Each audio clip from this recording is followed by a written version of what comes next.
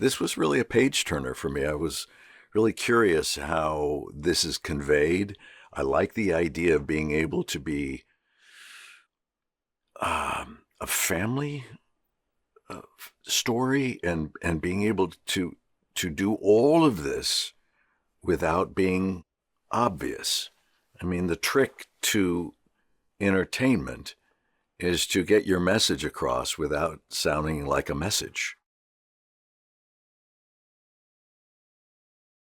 I was able to look at some photographs of what he would look like, and knowing, when you are of a particular age and you have a voice like mine that is gravelly and rough and sounds like someone has a perpetual sore throat, uh, you you kind of know where you're going with this, and there's a gruffness to it.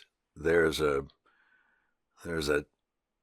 singularity to Sebastian, but basically, it's his feeling that he was always an outcast, that he himself felt that he was an outsider and not within the group.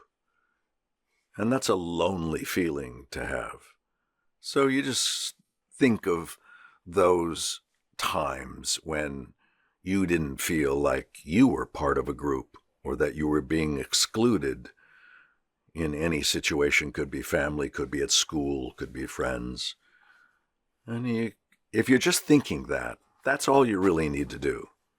If you try to act that out, then it becomes burdensome, and there's a weight to it. There's a heaviness to it that seems to get in the way. So I think it's just thinking of it, filing it away, that's part of his background, that he at one time felt that loneliness. And then you let her fly.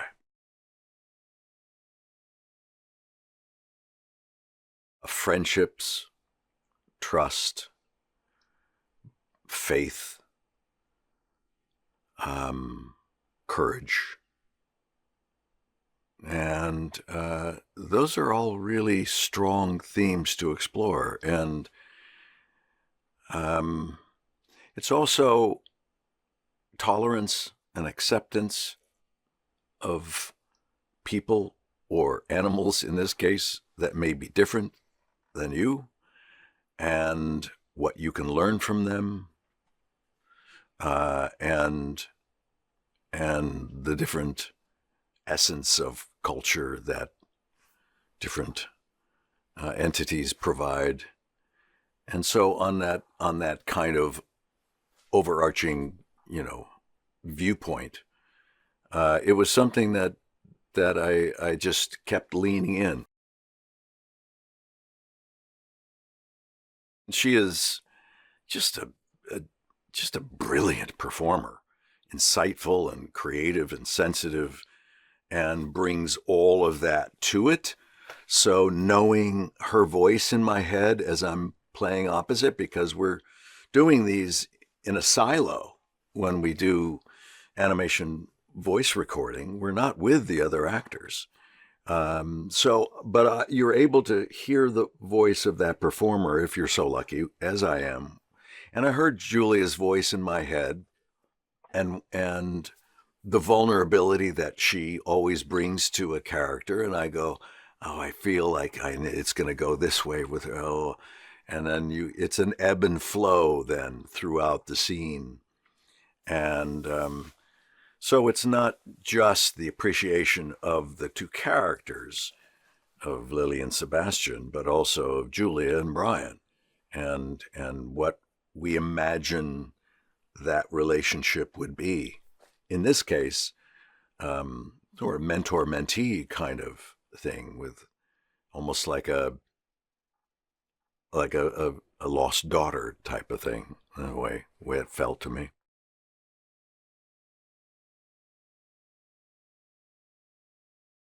I do like the scene where he's describing to the others what God is and what a church is, and in his inimitable way, I like the idea that he feels he clearly knows what he's saying.